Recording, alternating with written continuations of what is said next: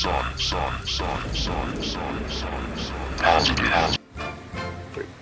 Okay, so the first thing that I'm going to do is boil some water so that I can put the rice and the carrots on to boil.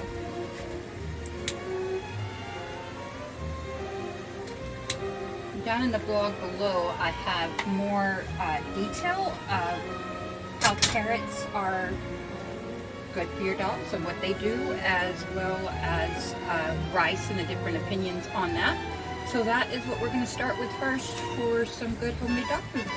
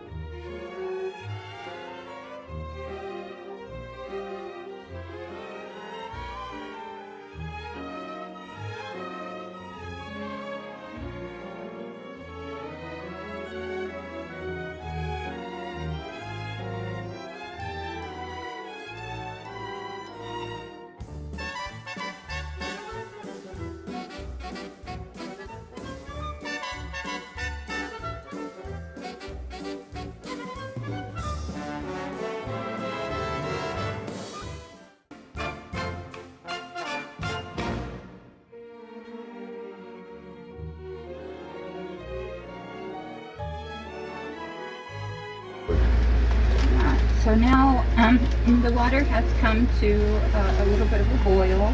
So I'm going to go ahead and add in, I am preparing for 3 pit bulls, so little bigger dogs. And so I am going to cook 3 cups of rice, so they can each have a cup of rice. I have made the mistake of overfilling them on rice before, so you don't want too much rice. I'm using white rice. I have heard that wheat rice, is better, but then I've also heard that white long grain rice is good too. So we just do the white rice.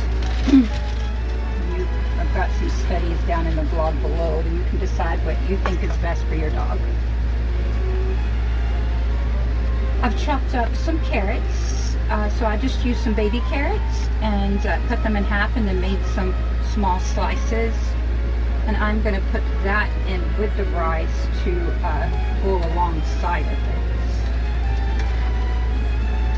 I have seen other people use canned carrots.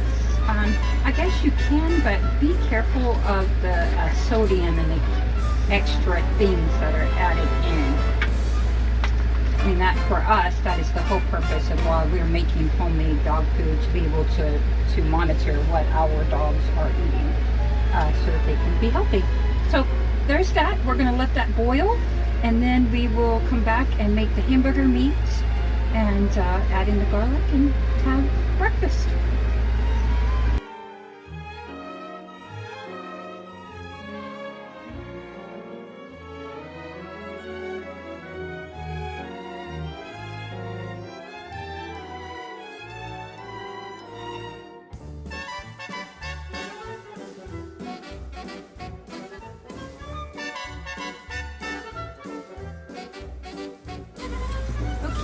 So the rice and carrots are completed.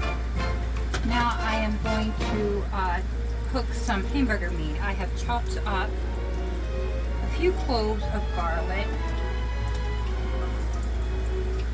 I have a little bit of olive oil in the pan. And I put a cup, because I'm preparing for 3 pit bulls. So I put about a cup of hamburger meat, which is about the size of like a hamburger patty for a piece. This is going to be enough to make them 2 meals. So they'll probably only be getting like a half a cup of the meat, a half a cup of the rice for each meal. And you just prepare that as, you know, you would eat it, minus any of the extra salt. Not that we're supposed to have a lot of salt, but the dogs really don't need any salt. Or any other spices that might upset their stomach. So I did put garlic. Garlic is a natural antibiotic for any little infections they have in their body, and it's good for some other reasonings that I also have written down in the blog in my research. I can't really remember all the reasonings now, but it was good, so we give it to them. Alright, so we're going to do that, and then we will combine it together. Alright, so I have enough left over for dinner tonight, and I have their serving for breakfast. You can prepare this ahead of time and put it up and freeze it for a busy week if you'd like, or, you know, prepare it every day fresh, whatever is best for you. In my RV, I usually only do a day or two because I don't have a refrigerator that stores a whole lot. So, you know, give your dog the portion that you believe they need to have. They have a bowl full of their own. I sprinkle just a tiny bit of cheese. They don't need a whole lot of cheese. I also cut up a small clove of garlic for each puppy dog, because here in Texas, fleas get bad, and this helps keep them away. It helps keep a lot of different mites like mange and different things.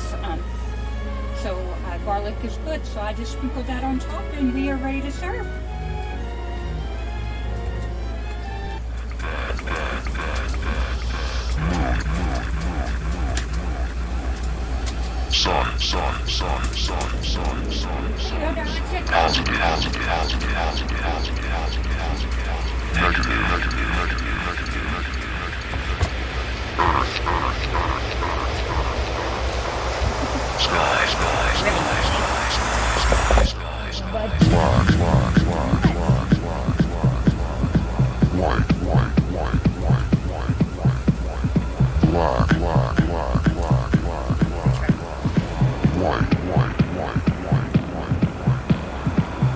Black.